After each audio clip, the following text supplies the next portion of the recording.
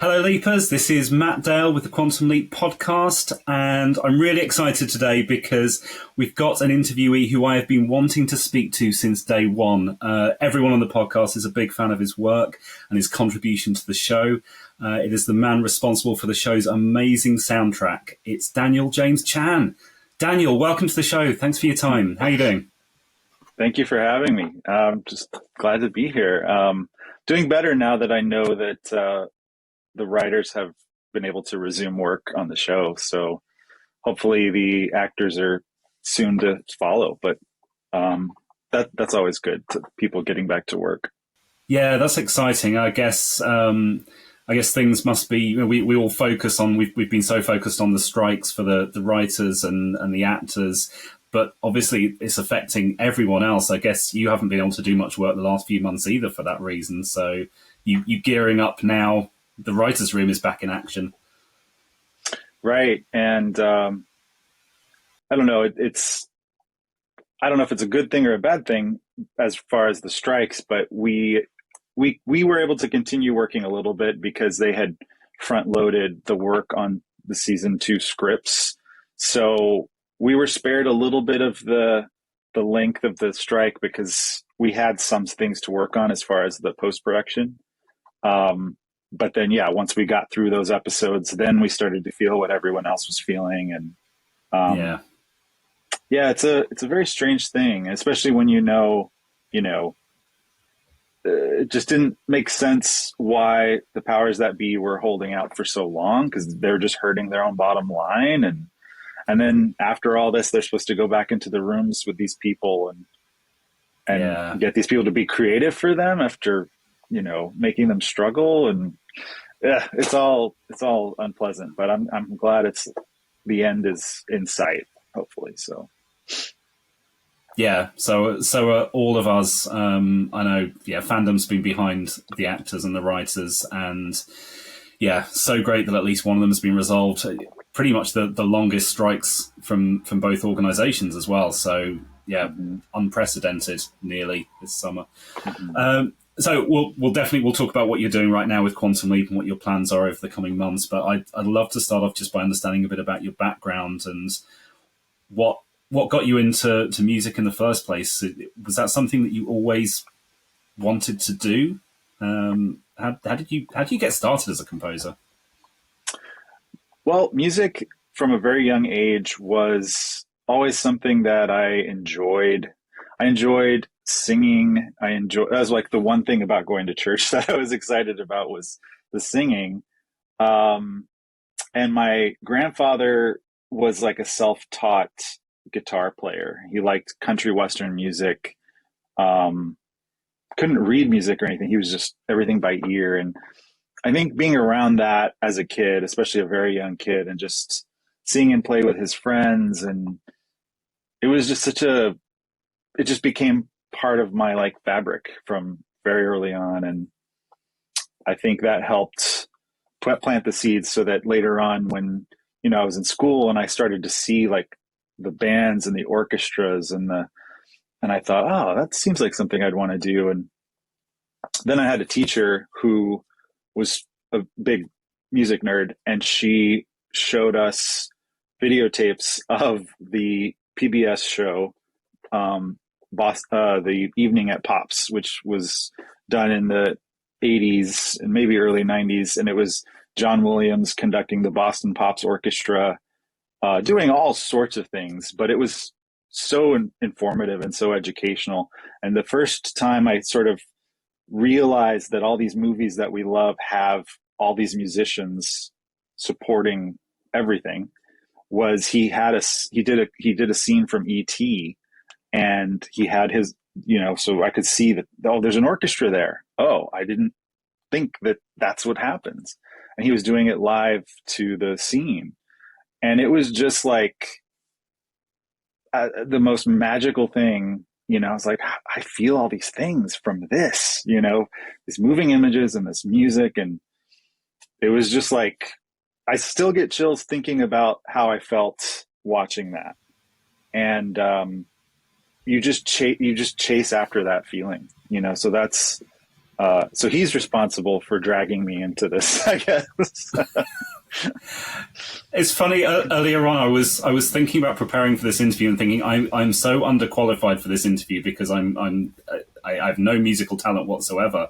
And the one thing that I was thinking was I do not understand how people can be up on stage banging and scraping things together, and it brings out this emotional reaction with me. So it's good to hear that you felt the same kind of way, but you obviously took that in a much more structured and successful way than I did.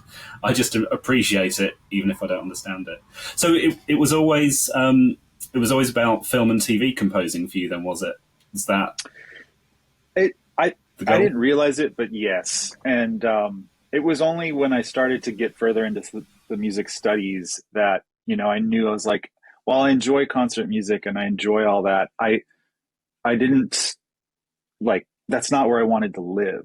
I don't mind working in that, but I didn't want to make my living trying to get new commissions and or maybe teaching. And I just thought, no, I really like the challenge of like, John Williams is a big example, but another example is Elmer Bernstein, who had such a wide and varied career.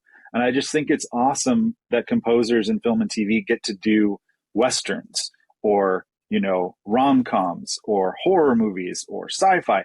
And if you're fortunate, you get to play in all of these different genres. And that's just so fun. And I didn't see that kind of thing evolving on the paths of doing concert music. I think maybe it's different for like musical theater. That could also be really enjoyable. But for me, I was like, I want to play in, all those different sandboxes and get a chance to experiment with styles and have fun. So I feel like that was probably the final motivator to specialize. Yeah. was all that. And I know I'm skipping ahead, but all those different genres in Quantum Leap. I mean, everything you've just said, that's 1 week to the next in QL. So I was having a look at your background, and I know some of your earlier work was in Star Trek fan films. You got an interest in Star Trek? Was that just a way of getting some exposure to the industry? Tell me about that. Yeah, Star Trek is another key to sort of pushing me over the edge to going into music. I latched on to the Next Generation as a kid. There's like many reasons for that, but Patrick Stewart's character became like a sort of role model. And when he started getting into music in the show, that's when I was like, oh, okay, I should probably pay more attention to classical music. And so I remember after he was rehearsing some kind of piece with his flute, I was like, I need to find that. I want to find that CD. I want to hear the rest of that music. So I went and tracked that down. And so that's always been a thing. And I remember my first soundtrack CD was from the film Generations. And I just planted it in the boombox. And I sat there and I just had it over and over and over. And then I dragged out the keyboard and tried to play along with it. So Star Trek, yeah, has always been another sort of influence for sure, because they've always had just really great symphonic scores. Those TV shows all had 40, 50-piece orchestras, if not more. And that just made it sound so awesome and elevated it for sure. So yeah, I always want to work in Star Trek. And then when I got out to USC for school, I saw that there were all these fan films. I was like, I want to do that. So I think I messaged one guy and I was like, hey, I'm a composer and I'd like to work with you. And so he found out where he could slot me in, and that's just, yeah, it was fun. It was a good experience too. Getting to play in the Star Trek, vibe, but also like learn. So it was great. And sticking on the topic of Star Trek for a moment, one thing that I always noticed back then, and something that I think has changed more recently, they always had, Next Generation certainly always had a rotation of around 3 or 4 different composers, and it changed a couple of times throughout the series. But I was always very conscious of, okay, this is a Dennis McCarthy score. I recognize this immediately, and so on and so on. Something like Quantum Leap, it's your voice right the way through.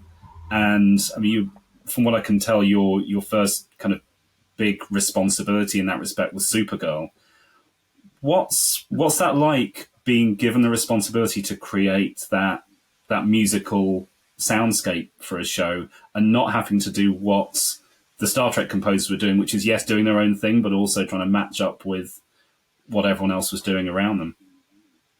Gotcha. Yeah.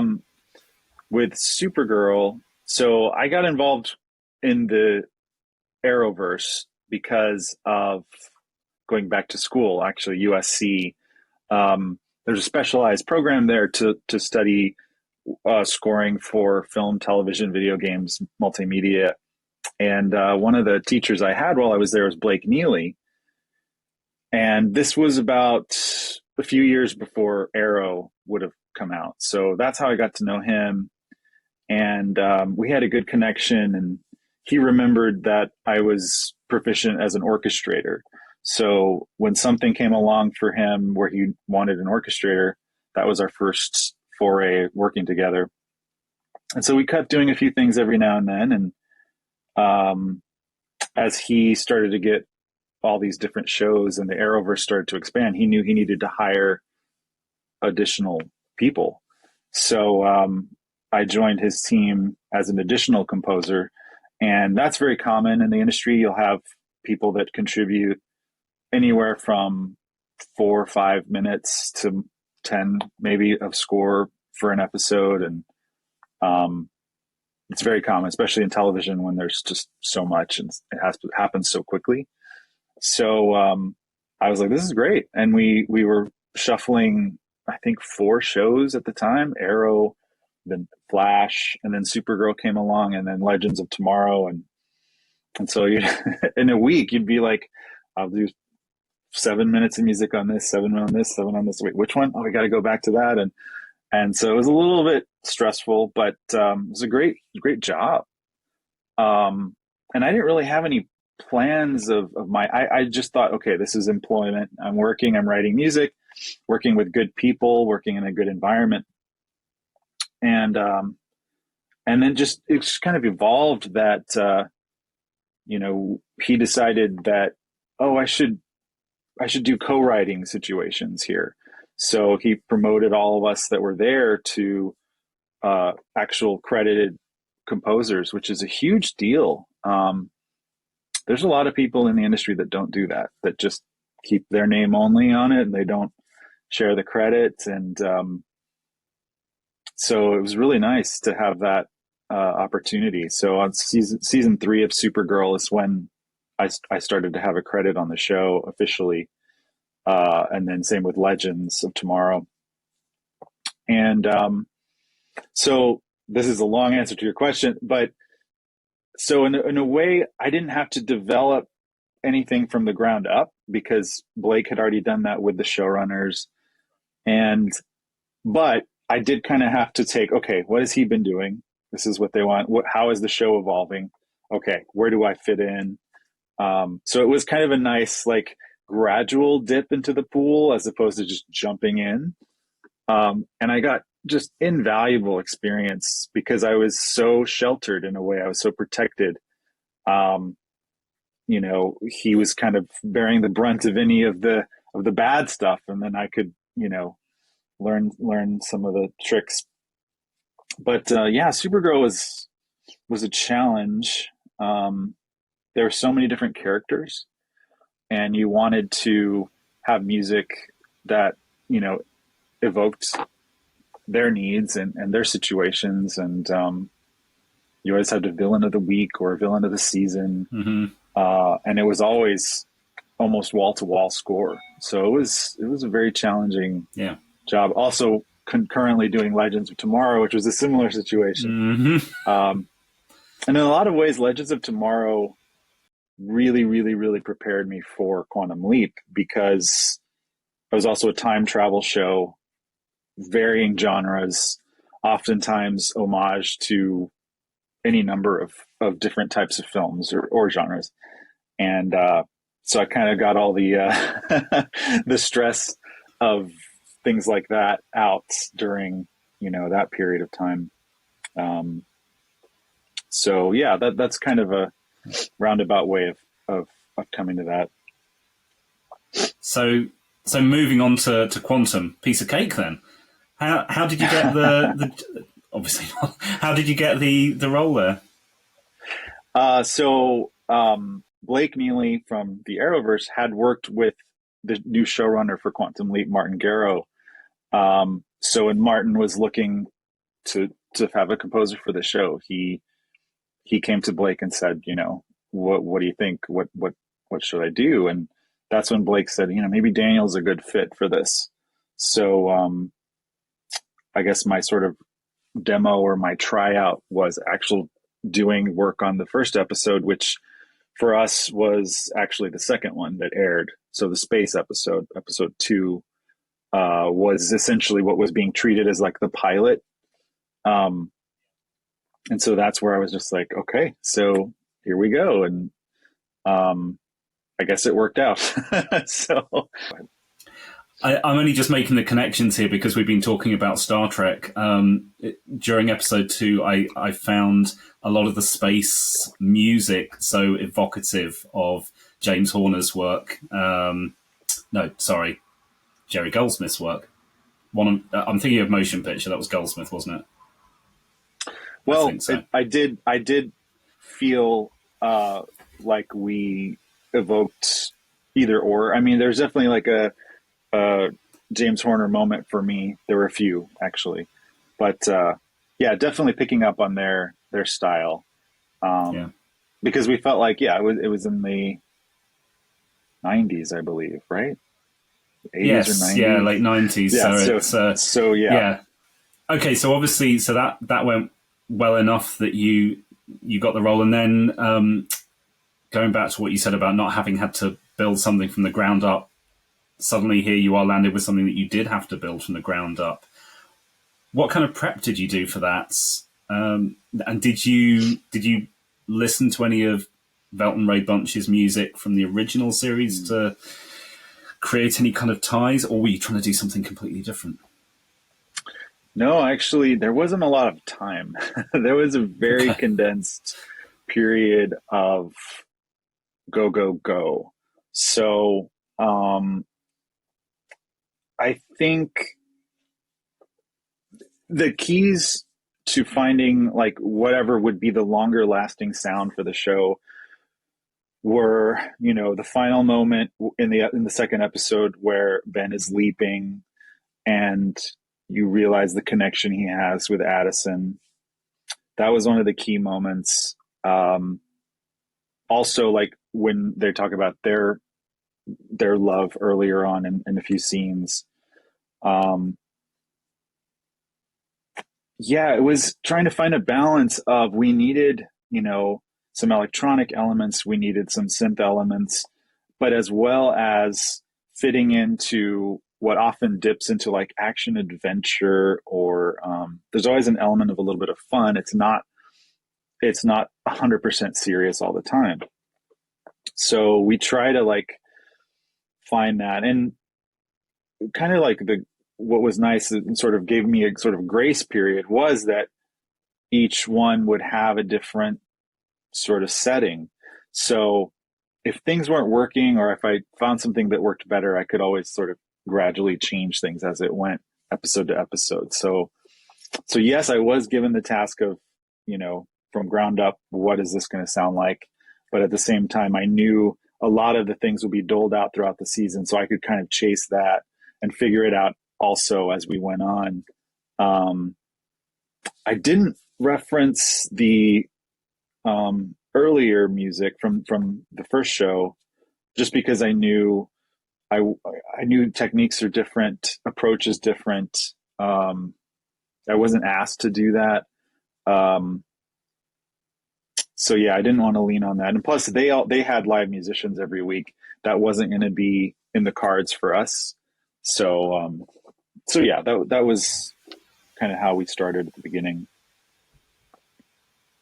So is your is your music mostly synthesized? I know you've had some live musicians involved, but is most of it electronic then?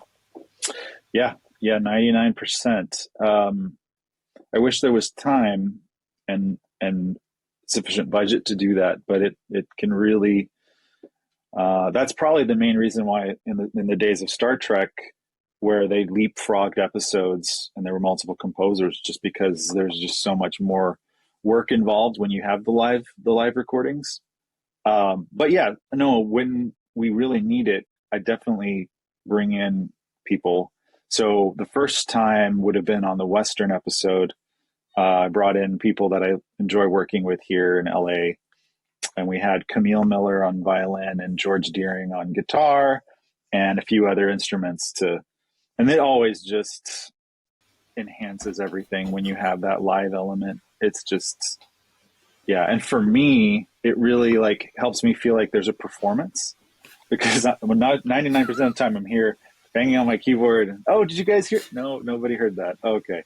So, it's nice to feed the musician part that, you're trained and programmed to do everything for a performance. And, whenever you work with live people, everything feels more complete, and it feels just more alive and more important. But it's always great. Sure.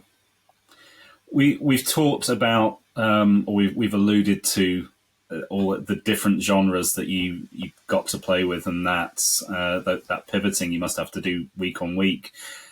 Can you talk to me about either some of your favorite moments and your favorite places to play, or some of the ones where maybe you were less comfortable and some of your bigger challenges? Aside from the space one, which was just 100% challenge all the way through, just figuring it all out. The boxing episode 3 came up, and that I felt a little fish out of water there, because we were in the 70s, and I didn't know how far I should take the music. How much should it sound like the 70s? How much should it be more neutral and stay grounded in the season of the show? And we're still so early on, and that one was a challenge. And then when I thought about, okay, I really do want to lean into how the Rocky movies feel, especially for all of the actual fight and the emotion of the fight. That's what's great about the Rocky scores, is they have not only the energy, but there's just this really great feeling you have with all the themes. So I wanted to sort of emulate that. And I took the swing, and I was like, I don't know, what is the showrunner going to think about this? And he liked it. So I was like, okay, because if he wanted something else, I would have had very little time to come up with it. So that was the first real big hurdle for me. And then, but then I really enjoyed it. I thought our guest star on that episode was fantastic. I remember even before I work on the episode, I'm watching the cut, and there's always temp music from other things, other projects, sometimes from our show. And I remember getting to some of his scenes and just being very, very moved. And that's always a good sign, because I know how the sausage is made. And if I'm like reacting before I can even work on it, that's when oh, that's a good performance. So that helped so much. And then I think the way he played off of Raymond, really, that's when I knew. I was like, oh, this is good. This is a really good cast, and this is going to work. I really felt like it captured the spirit of the whole franchise. For me, that was like the first time I really felt like, oh, this is what I remember feeling watching the original Quantum Leap. I think a lot of us were saying the same thing at home as well. Mm-hmm. And I think the Western, I love Westerns. I was fortunate on Legends of Tomorrow. I think we did 4 or 5 Western flavored episodes, and I just looked forward to those all the time. One year we had a cowboy narrator, and I actually got to co-write the songs with one of the writers from the show. Nice. I just I love Westerns. If they did a whole season of a show and set in, I'd be like, oh, in heaven. Um, so that one I really, really, really enjoyed. Um, I also liked the little, the sort of the future plot or whatever you want to call it, the little threads throughout season one about why he's moving towards the future. And that had a kind of evocative music that I really enjoyed. Um, of course, the 12th episode was an important episode with the trans athlete. So that one was important for different reasons. I enjoyed the naval episode 14. And it had a Legends of Tomorrow alumni in that one, which was great. And the season finale was just really great too. Really, really action packed, and I thought Yeah. it was solid. Just a great episode. So many cool spaces to play in. And you just got me thinking, when you were talking about taking episode 3, for example, being back in the 70s and trying to evoke that. There's a lot of pop and rock music tracks that get used in the show as well. At what point does that come along? Are you working around that, or do you compose the music and then that gets decided after? And the reason I ask is because I notice a lot of the time that your work will nicely segue in and out of the pop track. So I'm assuming that's already in there.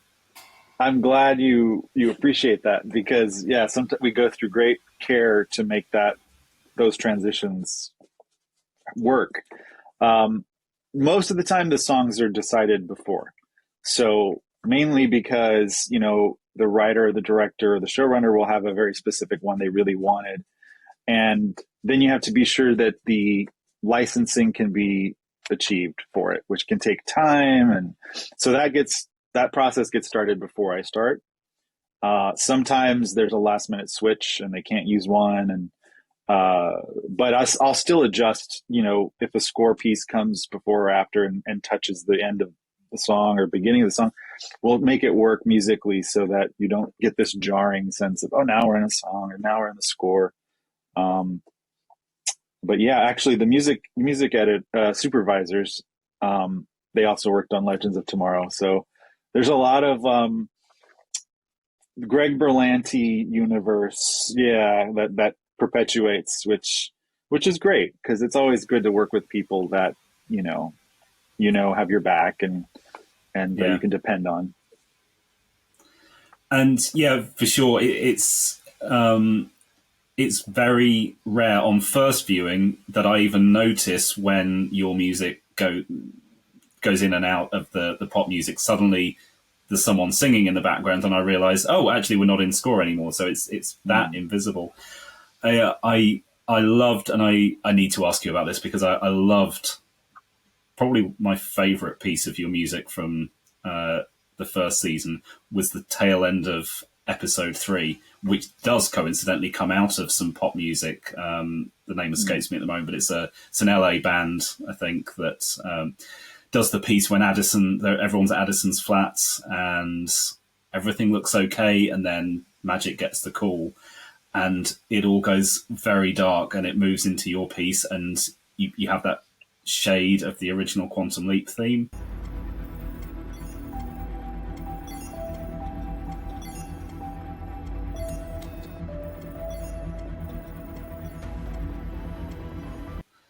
Mm-hmm. Absolutely chilling, and what a great way to use the theme. Was it your idea to use a bit of the theme in there? No, that was from the showrunners. They really wanted to do that, especially because you saw the old hand link.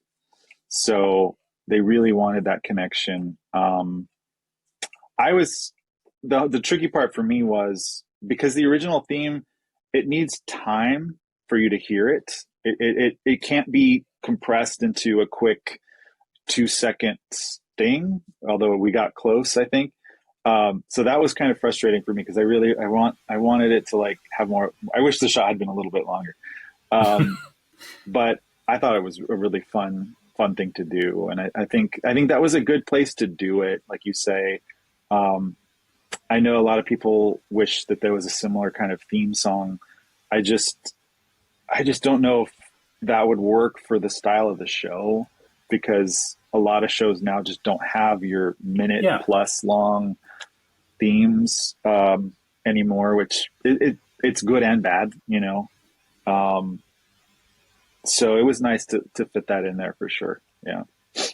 yeah. It's a different world now, and I find it interesting that yeah, we still see people saying, "I want Scott Bakula back. I want the Saga Cell back, and I want a proper theme tune." And I think, well, we've lost about 5 minutes since the early '90s per TV Yeah. hour. How are we going to get a theme tune back, whether you want it or not? You've got that few seconds with the logo coming up, which works to set the tone for the show. But we are in a very different world these days. Yeah.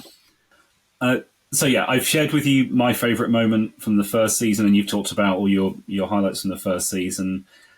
I know we've got to be a bit careful because this is going out alongside episode 3. We've still got at least 5 more episodes, hopefully several more than that to come. But what can you tell me about the work you've done in season 2 and some of your highlights? We do already know the loose plot lines of, or at least the styles of all the first 8 episodes. So if you want to say the episode set in Egypt, that's not going to surprise anyone. But what are some of your favorite moments from the Well, second season?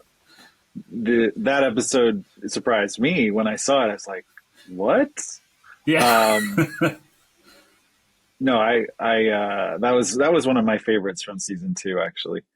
Um, this season has been great. I mean, I loved the first season, but there's just something. There's this like momentum that I think this season has. The situation Ben is put in, I think, is really interesting. You know, the gap, how he's dealing with Addison, how she's dealing with it.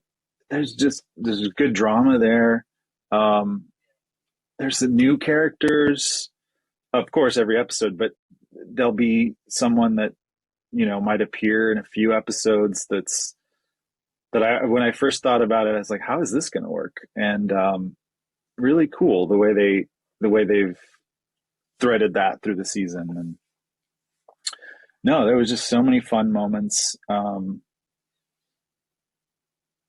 Yeah, the sort of Close Encounters episode was so fun to do. It's just always great to play in that sort of like tone clusters and fun atonal violins and jump scare type things, and it was just so fun. I remember the first pass through, I was actually told to like no amp this up, make it more, make it bigger, make it more like those kinds of movies. And I was like, oh, okay.